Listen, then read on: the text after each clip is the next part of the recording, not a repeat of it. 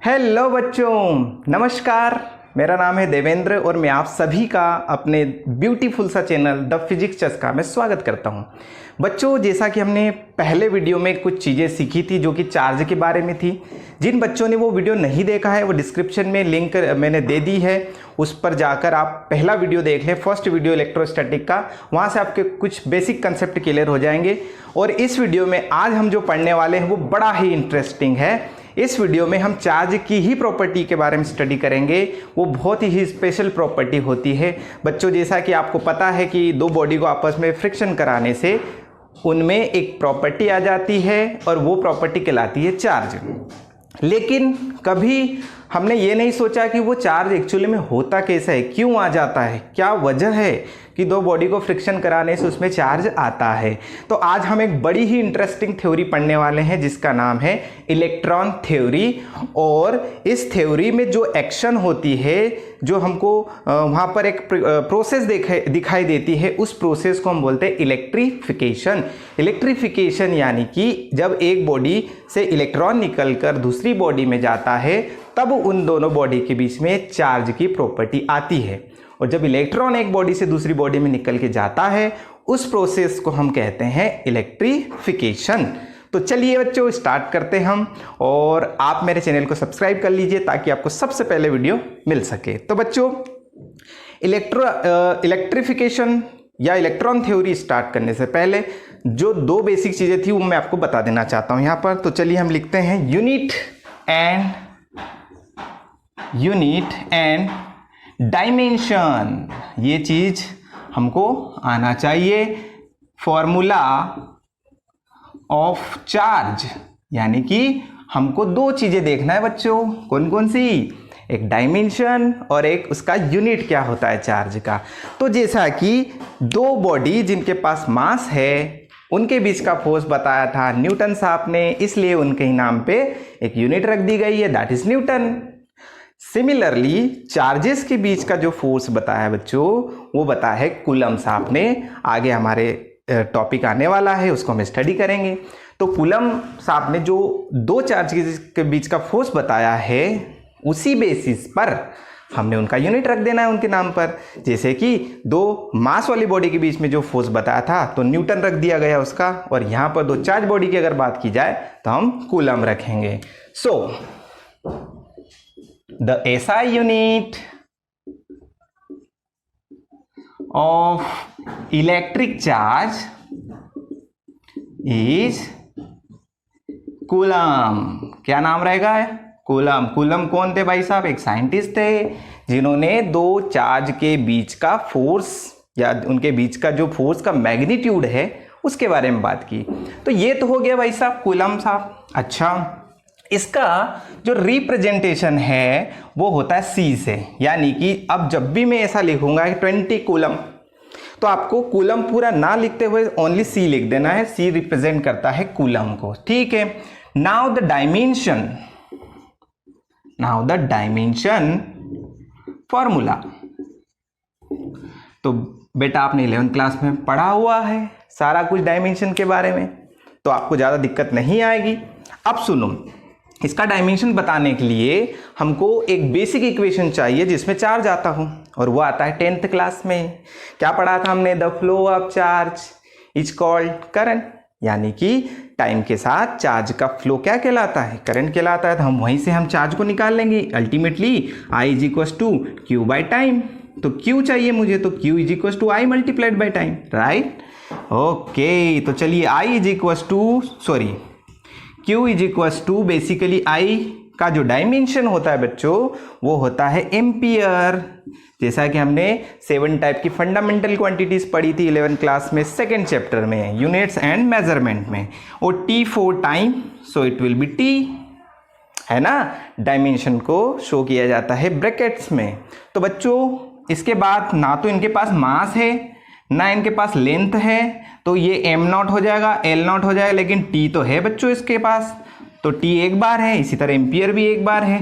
सो ये इसका डायमेंशन हो गया। अल्टीमेटली ये क्या बनेगा? ये ऐसा बन जाएगा, ये लीजिए, ठीक है। तो ये हो गया डायमेंशन और उसका यूनिट। एक बात और बता दूं कि जो चार्ज होता है बच्चों, चार्ज के पास डायरेक्शन नहीं होती है, और जब डायरेक्शन नहीं होती है तो फिजिक्स में ऐसी चीज़ों को हम दो अलग अलग कैटेगरी में डिवाइड करते हैं। एक जिसके पास डायरेक्शन होती है वो वेक्टर, और जिसके पास नहीं होती वो स्केलर। तो इसके पास डायरेक्शन नहीं है, then the charge is a scalar quantity. क्या रहेगा इसका नाम? ये रहेगी स्केलर क्वांटिटी। चलो बहुत ही अच्छी बात है। अब जो बच्चों इसके बाद हम एक नया टॉपिक आगे, जो मैंने आपको अभी बताया था स्टार्टिंग में ही, कि हम एक इलेक्ट्रॉन थ्योरी पर बात करने वाली हैं, जिससे हमें पता चलेगा कि ये पेन कैसे चार्ज हो जाता है या कोई बॉडी कैसे चार्ज हो जाती है, ऐसा इनके अंदर इंटरनली क्या होता है, किस चीज़ का आदान प्रदान होता है जिसकी वजह से हम कहते हैं कि भैया ये बॉडी चार्ज है ना। तो वो चीज़ देखते हैं इलेक्ट्रॉन थ्योरी में। चलिए बहुत बढ़िया, इलेक्ट्रॉन थ्योरी हम आज स्टार्ट कर लेते हैं, उसके बारे में स्टडी करते हैं बच्चों। चलिए वेरी गुड। इलेक्ट्रॉन थ्योरी को स्टार्ट करने से पहले आपको कुछ बेसिक चीज़ें आना चाहिए, और जो बेसिक चीज़ें होती है वो है किसी बॉडी का एटॉमिक स्ट्रक्चर। यानी कि एटॉमिक स्ट्रक्चर किसी बॉडी का हम देखें तो वो सभी बॉडी का अलग अलग आता है ना। तो आपको सारी चीज़ें यानी कि एटॉमिक स्ट्रक्चर अच्छे से आना चाहिए, तब जाके आप एक थ्योरी पढ़ पाएंगे जिसका नाम है इलेक्ट्रॉन थ्योरी। सपोज हमारे पास दो बॉडी है, और हमने जब एक्सपेरिमेंट की बात की थी तो हमारे पास दो बॉडी होती थी, एक ग्लास रोड है ना, और दूसरा हमने लिया था एबोनाइट। दूसरा हमने क्या लिया था? एबोनाइट। मैं इन्हीं पर आपको एग्जांपल देना चाहता हूँ, ठीक है। जब ग्लास रोड को सिल्क क्लॉथ से रब किया तो हम ये देखते हैं कि वो चार्ज हो गया। अब चार्ज क्यों हुआ, वही कहानी हम पढ़ेंगे इलेक्ट्रॉन थ्योरी में। क्या कहाँ पढ़ेंगे हम? Electron theory. ये होती है भाई साहब इलेक्ट्रॉन थ्योरी ऑफ इलेक्ट्रिफिकेशन। अब ये इलेक्ट्रिफिकेशन क्या होता है, मैं आपको इसका आंसर इसी कंसेप्ट में दूंगा। तो पहले हम समझ लेते हैं कि ग्लास रोड के ऊपर वो प्रॉपर्टी कैसे आई, कोई बॉडी चार्ज कैसे होती है। तो वो चार्ज होती है इस मेथड के कारण। इस मेथड को आप समझिए। सबसे पहले हम बात करते हैं, सपोज हमारे पास ग्लास रोड है, तो हमने उसका एक स्ट्रक्चर बनाया। कौन सा स्ट्रक्चर? एटॉमिक स्ट्रक्चर, ठीक है।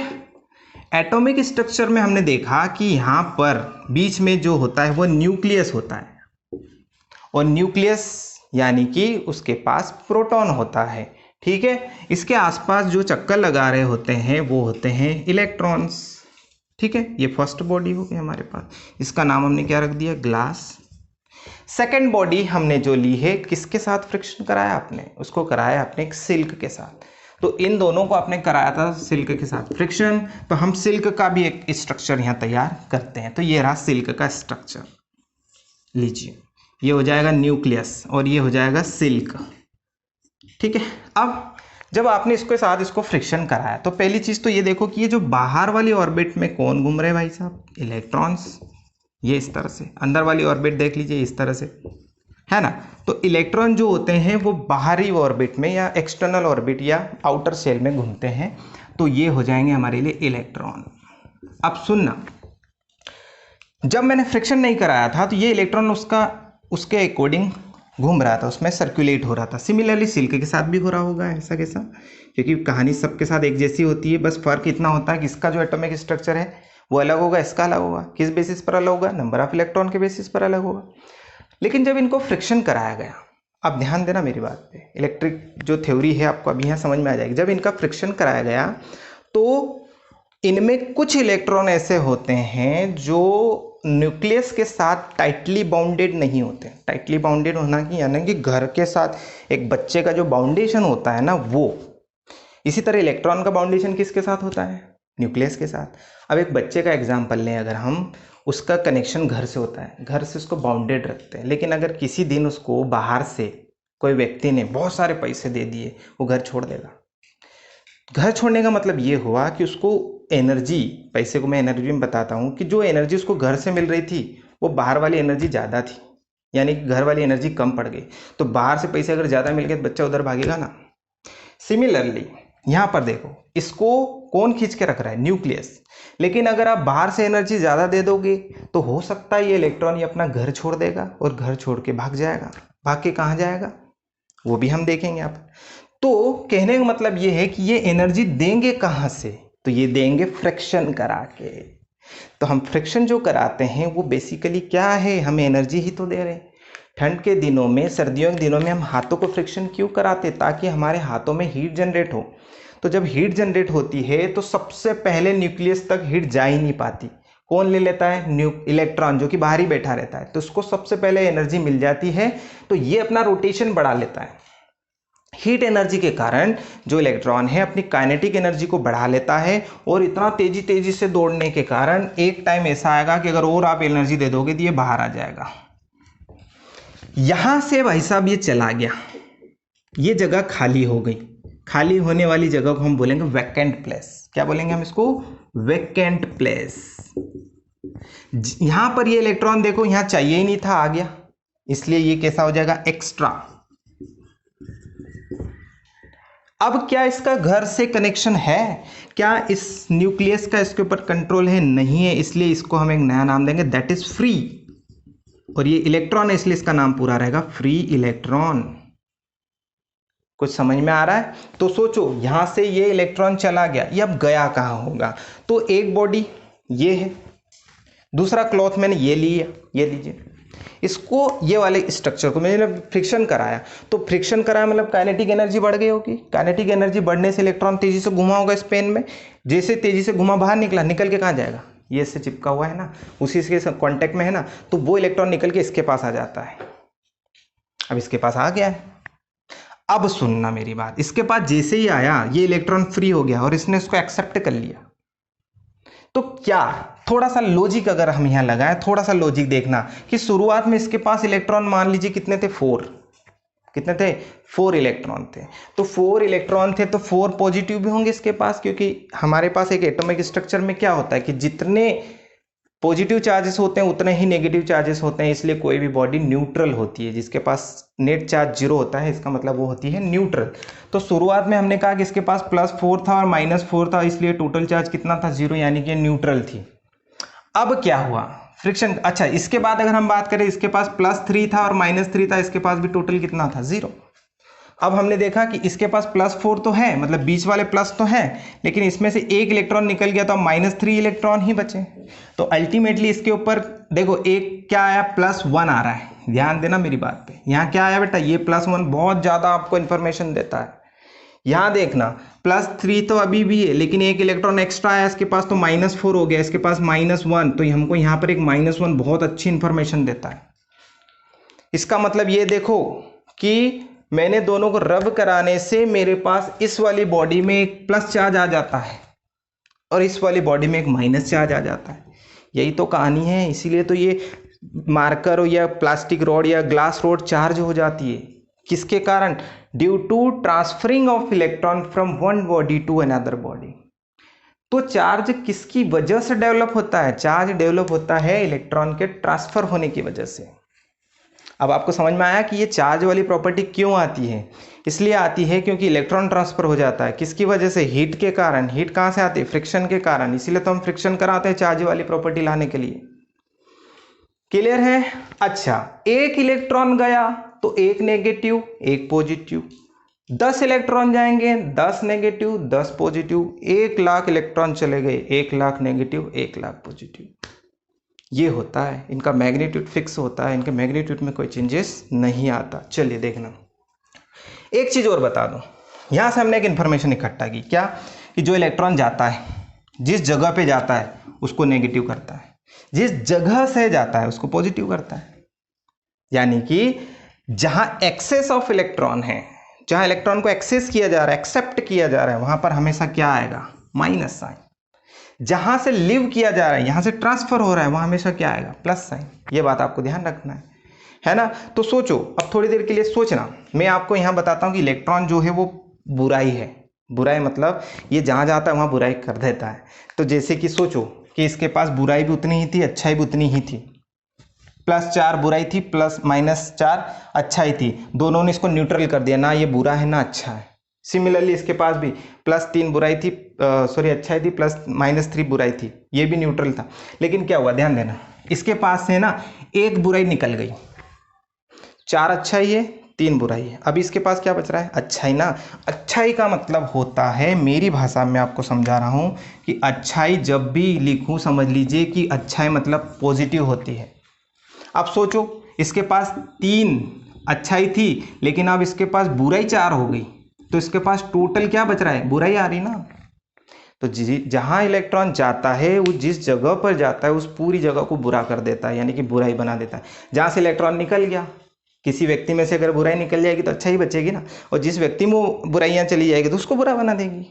तो ये होता है बेसिक कंसेप्ट। इसके लिए मैं कुछ पॉइंट लिखूंगा। अच्छा चलिए देखना। और अब ये चीज़ तो क्लियर हो गई कि भाई साहब इलेक्ट्रॉन के ट्रांसफ़र होने से ही चार्ज बनता है। तो हमको पता है, यहाँ ध्यान देना, कि जो बॉडी चार्ज को एक्सेप्ट करती है वो नेगेटिवली चार्ज हो जाती है, जो बॉडी चार्ज को लीव करती है वो बॉडी क्या हो जाती है, पॉजिटिवली चार्ज हो जाए। सोचो यहाँ से जब एक इलेक्ट्रॉन निकल के गया ना, तो यहाँ जगह खाली हो गई। एक बच्चा अपना घर छोड़ के चला गया तो उसका घर में एक प्लेस खाली हो गई ना। उस प्लेस की क्या कैपेसिटी है, उसकी एक कैपेसिटी है कि इसमें एक बच्चा कहीं से लाओ, प्लेस भर जाएगी। लाना मतलब ऐड करना, ऐड करना मतलब पॉजिटिव साइन। समझ में आ गया। दूसरे वाले घर में जहाँ पर वो बच्चा गया वहाँ ऑलरेडी सब मेंबर फिक्स थे, एक नया बच्चा आ गया, एक्स्ट्रा हो गया। बोलते इसको भगाओ यहाँ से, भगाओ मतलब इसको हटाओ, हटाओ मतलब इसको माइनस कर दो, यहाँ से हटा दो, माइनस साइन। तो इस तरह से इलेक्ट्रिफिकेशन की मेथड कंप्लीट होती है। तो मैं यहाँ पर कुछ पॉइंट्स लिखूंगा आपकी जानकारी के लिए, तो हम पॉइंट्स लिख लेते हैं, ठीक है, उसको आप नोट डाउन कर लेना। बस इसी के बारे में कुछ पॉइंट्स आपको लिखवाता हूँ। चलिए हम यहाँ से नंबर 1 पॉइंट, तो मैंने यहाँ पर कुछ पॉइंट्स लिख दिए हैं जो अभी हमने स्टडी किया है। 1 बाय 1 हम इसको समझ लेते हैं। Atom has 2 type of charges, positively protons जो कि न्यूक्लियस के अंदर होते हैं, एंड नेगेटिवली इलेक्ट्रॉन्स जो कि ऑर्बिट्स में फ्लो होते हैं, ऑर्बिट में रिवॉल्व होते हैं, बट सेम इन मैग्नीट्यूड, जिनका मैग्नीट्यूड जो होता है इक्वल होता है। अगर पॉजिटिवली 10 चार्जेस हैं न्यूक्लियस के पास तो नेगेटिवली 10 इलेक्ट्रॉन्स रिवॉल्व हो रहे होंगे, ठीक है। नेक्स्ट पॉइंट है when an electron leaves an orbit, जैसे अभी हमने पढ़ा कि कोई भी इलेक्ट्रॉन अगर एक ऑर्बिट छोड़ता है तो वो बाकी का जो एटम बचा है इलेक्ट्रॉन छोड़ने के बाद, ऐसा थोड़ी नहीं बच्चा भाग गया तो घर भी चला गया होगा, घर तो बचेगा ना, घर कौन है, एटम है। तो इलेक्ट्रॉन अगर चला गया तो घर तो बच रहा है, यानी कि ऑर्बिट तो बच रहा है, तो वो ऑर्बिट पॉजिटिवली हो जाता है, और जहाँ जाता है वो क्या हो जाता है, नेगेटिवली। इस पॉइंट पे मैंने वही लिख रखा है, becomes positively charge and when it enters in an orbit, जिसमें वो एंटर करता है, देन दैट एटम, वाला जो एटम है, becomes negatively charged, right. Now the third point is it also explains that the charges are compulsorily developed in equal pairs. मैंने आपको बताया ना कि 1 लाख इलेक्ट्रॉन अगर नेगेटिव है तो 1 लाख पॉजिटिव भी होंगे, ध्यान रखना आपको। Similarly the loss of electron develops positively charge, भाई जहाँ पर इलेक्ट्रॉन का लॉस हो रहा है, जहाँ से इलेक्ट्रॉन जा रहा है वहाँ तो पॉजिटिवली ही होगा ना। और वाइल एक्सेस ऑफ इलेक्ट्रॉन, जहाँ इलेक्ट्रॉन को एक्सेस किया जा रहा है वहाँ नेगेटिव हो जाएगा। लास्ट वाला जो टर्म आता है, क्योंकि बहुत सारे बच्चों के एक क्वेश्चन रहता है कि सर इलेक्ट्रॉन ही क्यों जाता है, प्रोटॉन क्यों नहीं जाता, वो भी तो एक चार्ज पार्टिकल है। लेकिन क्या होता है कि प्रोटॉन बहुत ही हैवी है, हैवी मतलब आलसीखोर, वो ज़्यादा मूव नहीं कर सकते, तो कम एनर्जी में कम लालच देकर कौन जा सकता है, इलेक्ट्रॉन। तो इलेक्ट्रॉन इसलिए फट से दौड़ के चला जाता है, और कितना टाइम्स हैवी होता है, 1837 times heavier than the electron, इसलिए प्रोटॉन नहीं जा सकते। चलिए इसके बाद हम आगे बढ़ते हैं, और इसके बाद का जो टॉपिक है that is mass and charge relation. हम क्या लिख सकते हैं, चार्ज एंड मास रिलेशन, दोनों में हमको रिलेशन देखना है, और दोनों को हम समझ लेते हैं कि क्या कहानी है भाई साहब इनकी, ठीक है ना।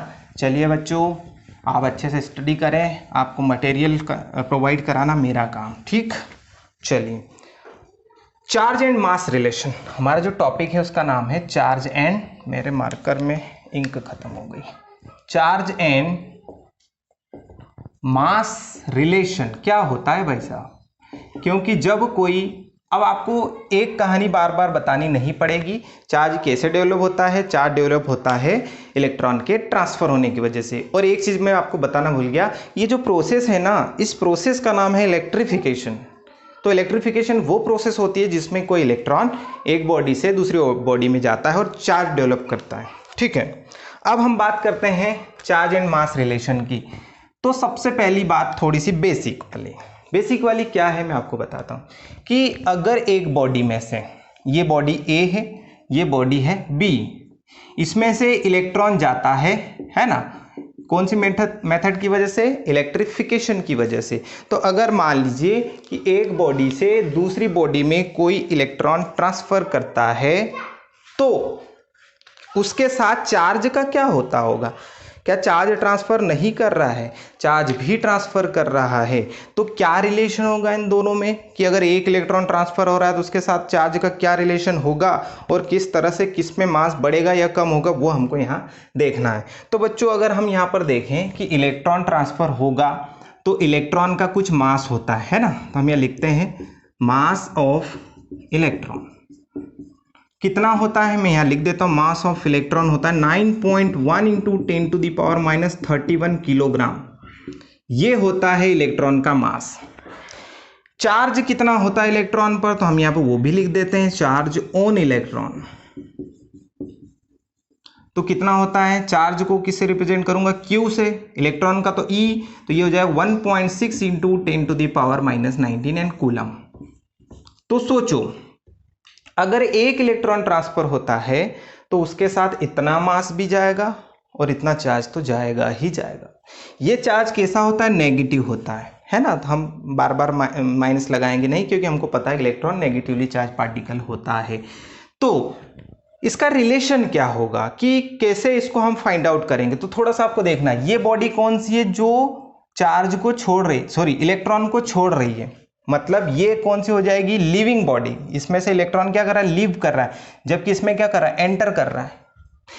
यहां पर हम देखते हैं कि इस बॉडी में से इलेक्ट्रॉन जा रहा है तो ये कैसी हो जाएगी, ये हो जाएगी पॉजिटिवली चार्ज, और ये कैसी हो जाएगी, नेगेटिवली चार्ज, है ना।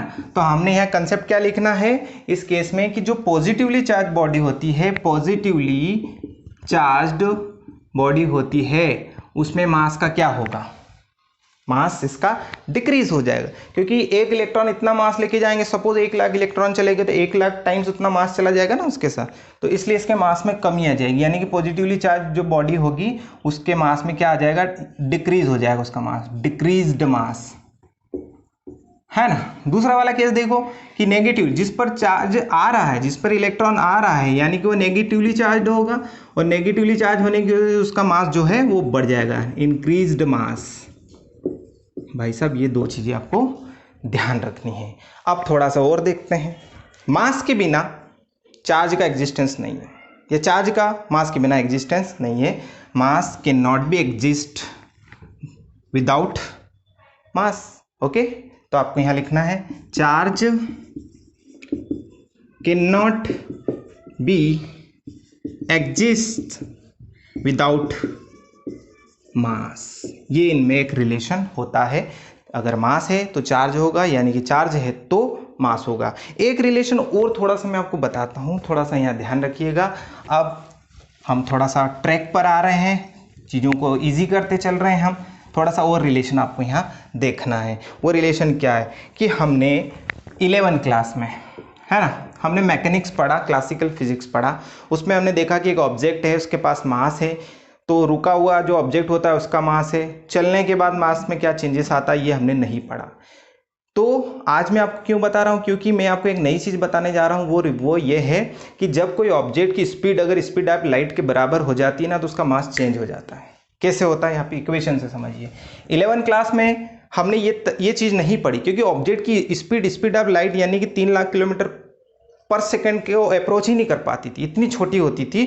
तो वो जो इक्वेशन है हमारे पास, ध्यान दीजिएगा मेरे पास, वो इक्वेशन होता है m = m0 डिवाइड में √1 माइनस ऑब्जेक्ट की स्पीड का स्क्वायर और डिवाइड में स्पीड ऑफ लाइट का स्क्वायर।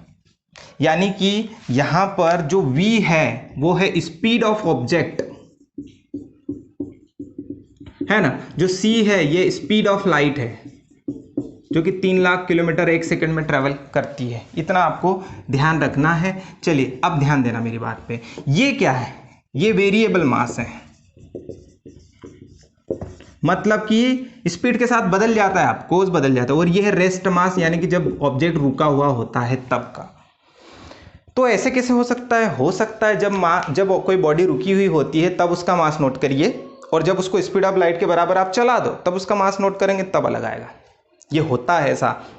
11 क्लास में क्या होता था कि ये जो v होती थी, यानी कि स्पीड ऑफ ऑब्जेक्ट होती थी, बहुत ही छोटी होती थी, 100 मीटर पर सेकंड या ऐसा कुछ होती थी। बहुत ज़्यादा बता दी मैंने, ये 100 मीटर पर सेकंड भी।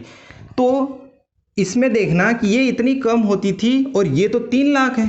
अब 1 को 3 लाख से डिवाइड करोगे तो बहुत ही छोटा आंसर आएगा, और बहुत ही छोटा आंसर 1 में से माइनस होगा तो लगभग 1 ही बचना है। अब अगर ये 1 ही बचेगा तो m is two m naught, यानी कि मास, वेरिएबल मास और रेस्ट मास बराबर ही रहेंगे, कोई चेंजेस ही नहीं आएगा। लेकिन अगर ऐसा हो जाए कि ये वाली स्पीड लगभग स्पीड ऑफ लाइट के बराबर होने लगे, तब क्या होगा? स्पीड ऑफ लाइट मतलब ये बढ़ गया, मान लीजिए 10 की पावर 6, जबकि ये 10 की पावर 8 होता है। अब इनमें बराबरी वाला मामला आ रहा है, तब क्या होगा?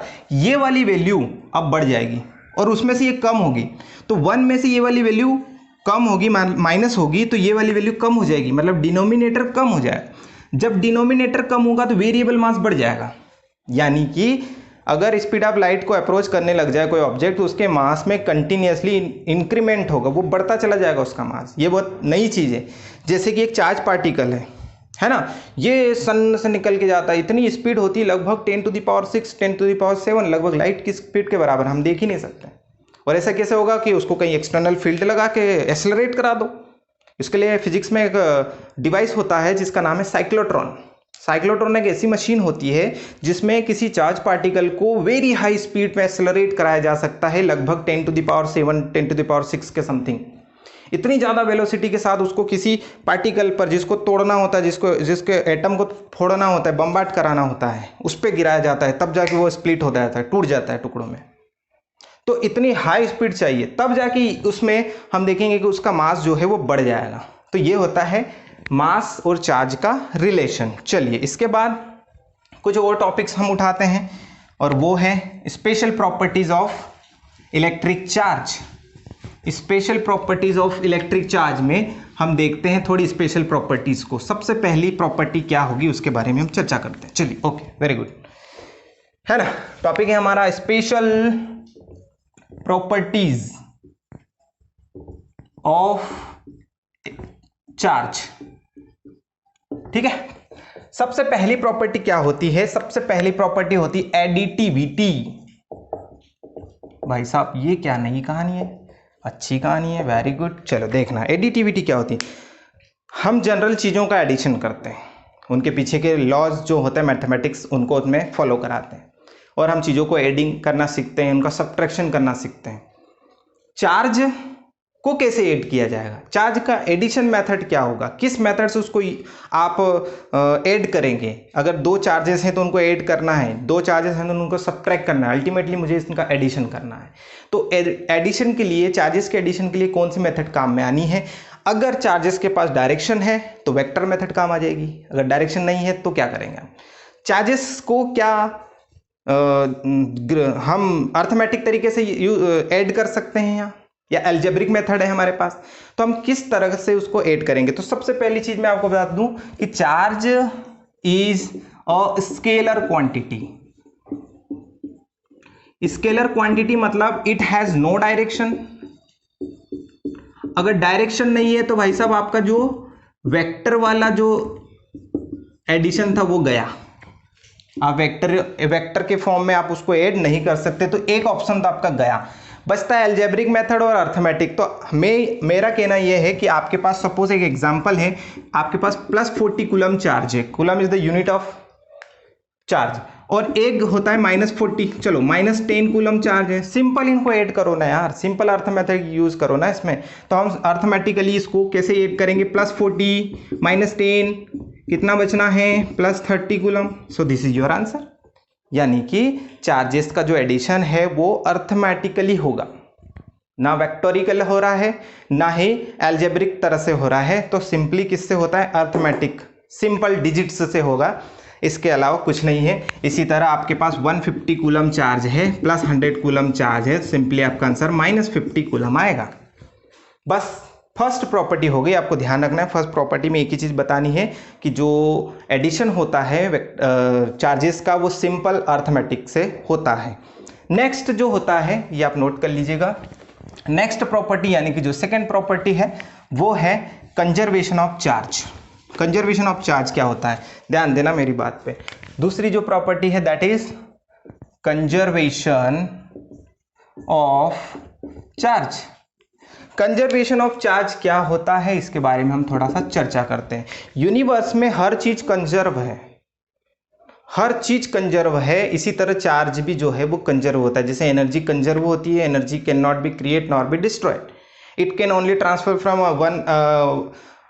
One system to another system. एक सिस्टम से दूसरे सिस्टम में या एक प्रोसेस से दूसरे प्रोसेस में हम उसे ट्रांसफर कर सकते हैं। सिमिलरली चार्जेस के केस में भी यही होता है कि चार्जेस जो होते हैं कंजर्व होते हैं। इसका एग्जांपल हम समझ सकते हैं हमारे नेचर में कि एक रेडियो एक्टिव प्रोसेस जो होती है उसमें यूरेनियम 238 जो होता है वो स्प्लिट होता है, टूटता है, और उसके पास 92 चार्जेस होते हैं। जब वो टूटता है थोरियम और एक नया एलिमेंट होता है, मुझे याद नहीं है, उसमें जब वो स्प्लिट होता है तो थोरियम के पास 92 चार्जेस आ जाते हैं और 2 जो होते हैं वो दूसरा एलिमेंट के पास चले जाते हैं। यानी कि स्प्लिट होने टूटने से पहले भी टोटल चार्जेस उस सिस्टम पर देखा जाए थोरियम पर तो 92, और स्प्लिट होने के बाद भी उन दोनों के ऊपर टोटल चार्ज देखा जाए तो 92। यानी कि ना तो पहले चार्ज कम हुआ ना बाद में कम हुआ, इसलिए हम कह सकते हैं कि चार्ज जो है वो कंजर्व है। हम फिर भी एक एग्जांपल लेते हैं। Suppose we have 2 bodies, 2 body है हमारे पास, और वो कैसी है, न्यूट्रली उसके ऊपर जो नेट चार्ज है वो 0 है, मतलब न्यूट्रली कल है वो। तो कैसे देखा जाएगा, हमारे पास एक ग्लास रोड है ना, ये क्या है हमारे पास एक ग्लास रोड है, ये देख लीजिए ग्लास रोड।